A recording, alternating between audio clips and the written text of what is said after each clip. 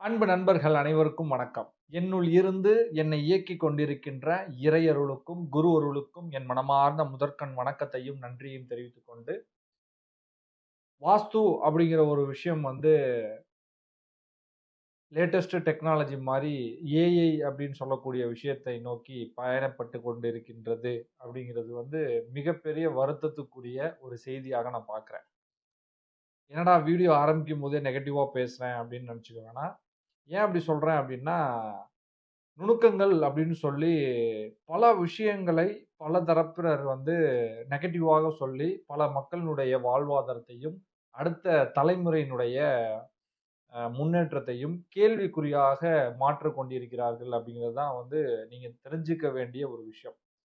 ஏன் அப்படின்னு பார்த்தீங்கன்னா, வாஸ்து அப்படிங்கிறது விஷயமே வந்து எதற்காக பயன்படுத்தப்பட்டது அப்படின்னா, ஒரு மனிதன் அடுத்த கட்ட நகர்வுக்கு செல்வதற்காகவும், ஆரோக்கியமாக, செல்வ செழிப்பாக, மன நிம்மதியுடன் நிறைவாக வாழ்வதற்காகவும் அப்படிங்கிற விஷயம் தான் நான் கத்துக்கிட்டம்போது தெரிஞ்சுக்கிட்ட விஷயம். ஸோ பணம் வருமா அப்படின்னு கேட்டா என்ன சொல்லுவாங்க அப்படின்னா, "பணம்லாம் வராது" அப்படின்னு சொல்லுவாங்க. அப்புறம் எதுக்கு வாஸ்து அப்படிங்கிற ஒரு கேள்விய முன்னெடுத்து தான் நான் வந்து இந்த வாஸ்து பயணத்திலே வந்து உள்ள வந்தேன். ஸோ இது எல்லாருமே பேசக்கூடிய விஷயங்கள் தான். வடகிழக்கு, தென்கிழக்கு, தென்மேற்கு, வடமேற்கு, பிரம்மஸ்தானம் அப்படிங்கிறத தாண்டி, ஒரு மனிதன் அடுத்த கட்ட நகரணும் அப்படின்னா, அவர்களுக்கு தேவையான விஷயங்களையும், நுணுக்கங்களையும் சொல்வதற்காக மட்டுமே வாஸ்து நிபுணர்கள் தேவை அப்படிங்கிறது தான் வந்து உண்மை. ஆனால் இந்த காலகட்டத்தில எப்படி இருக்கும் அப்படின்னு பார்த்தீங்கன்னா, பிரச்சனை வந்ததுக்கு அப்புறம் தான் வாஸ்து அப்படிங்கிற விஷயத்த பத்தியே அவங்க நம்மள்ட்ட கேட்குறாங்க. லேட்டஸ்ட்டா ஒரு வாடிக்கையாளர சந்திச்சேன். அவர் வந்து மேத்ஸ்ல வந்து ஹையஸ்ட் படிச்சிருக்காரு. எம்.ஃபில் வரைக்கும் படிச்சிருக்காரு. பிஹெச்டியும் முடிச்சிருக்காரு. அதுக்கு அடுத்த நிலை வந்து அவர் வந்து ஒரு டீச்சராவும் வேலை பார்க்கிறார். அவர் என்ன சொல்றாரு அப்டின்னா, "நான் திருமணம் ஆனதற்கு முன்னாடி பணம், காசு அப்டின்னு சொல்லக்கூடிய விஷயங்கள் ஏகப்பட்டது எனக்கு வந்துகிட்டு இருந்துச்சு.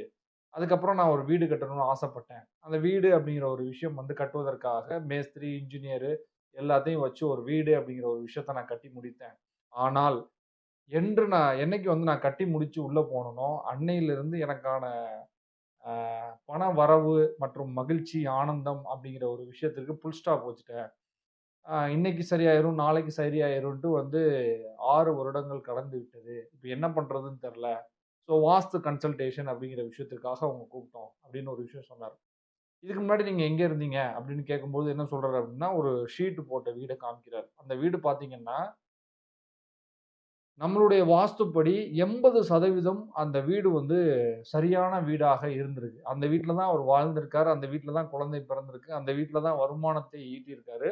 அந்த வருமானத்த வச்சு தான் அந்த புதிய வீடே கட்டியிருக்காரு. அப்போ ஒரு கொத்தனாரோ, ஒரு இன்ஜினியரோ, இல்ல யாரோ ஒரு ஜோதிட நிபுணர்களோ, ஒரு படம் வாஸ்துப்படி வரைஞ்சு குடுத்துட்டாங்க அப்டின்னா, அத நம்பி வந்து அவங்க வீடு கட்டுறாங்க.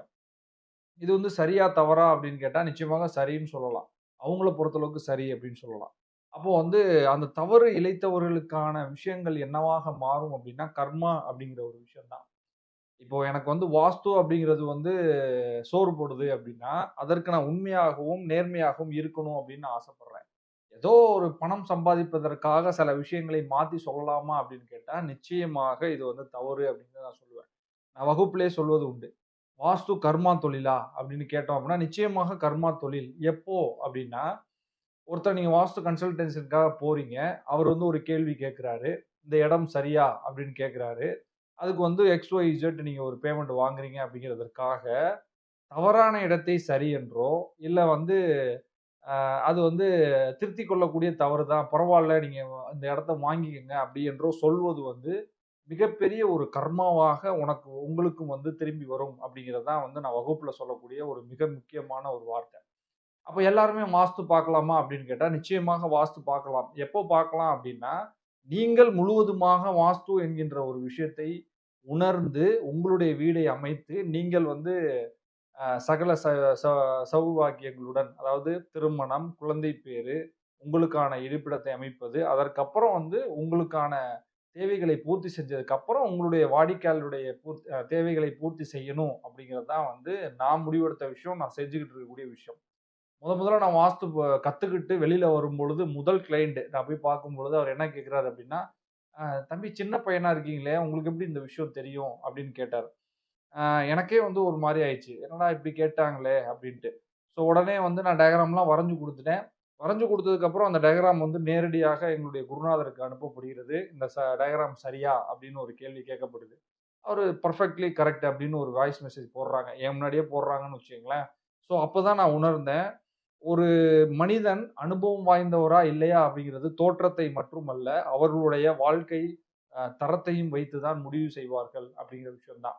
ஸோ எல்லாருமே வாஸ்து பார்க்கலாமா? அப்படின்னு கேட்டா, நிச்சயமாக வாஸ்து பார்க்கலாம். அவர்களுடைய நுணுக்கங்களையும், அவர்களுடைய வாழ்க்கையையும் மாத்திய பிறகு நிச்சயமாக வாஸ்து பாருங்கள். அது வந்து கர்மாவாக உங்களுக்கு மாறாது அப்படிங்கிற விஷயத்த நான் உணர்ந்திருக்கேன். நீங்களும் வந்து அத உணருவீங்க அப்படிங்கிற விஷயத்த சொல்லி இந்த வீடியோ பதிவ நிறைவு செய்ய முயற்சிக்கிறேன். ஸோ வாஸ்து அப்படிங்கிற விஷயம் இவ்வளவுதான். உங்களுக்கு தேவையான விஷயங்களை அதை வந்து பூர்த்தி செய்வதற்காக வாஸ்துவை தெரிந்து கொண்டு உங்களுக்கே உங்களுக்கான கனவு இல்லங்களை வாஸ்துப்படி அமைத்துக் கொள்ளுங்கள். மேபி தப்பா கட்டிட்டாங்க சார். இப்ப நான் ஆல்டரேஷன் பண்ணணும்னு ஆசைப்படுறீங்க அப்படின்னா, எங்களை சேர்ந்த அதாவது எங்களுடைய குழுவை சேர்ந்த நண்பர்கள் வந்து அத செய்றதுக்கு முயற்சி பண்றாங்க. உங்களுக்கு ஹெல்ப் பண்ணதுக்கு, சப்போர்ட் பண்ணதுக்கு தயாரா இருக்காங்க. உங்களுக்கு தேவை அப்படின்னா நிச்சயமாக பயன்படுத்திக் கொள்ளுங்கள். ஸோ வாஸ்து அப்படிங்கிற விஷயம் வந்து மக்களுக்கானது அப்படிங்கிறத முதல்ல புரிஞ்சுக்கங்க. இது வந்து பரிகாரங்களோ, எந்திரங்களோ, தகடுகளோ, தாயத்துகளோ நிச்சயமாக வேலை பார்க்காது அப்படிங்கிற விஷயத்த புரிஞ்சு, அடுத்த கட்ட நகர்வுக்கு செல்வதற்கான வழியை முயற்சி செய்யுங்கள்.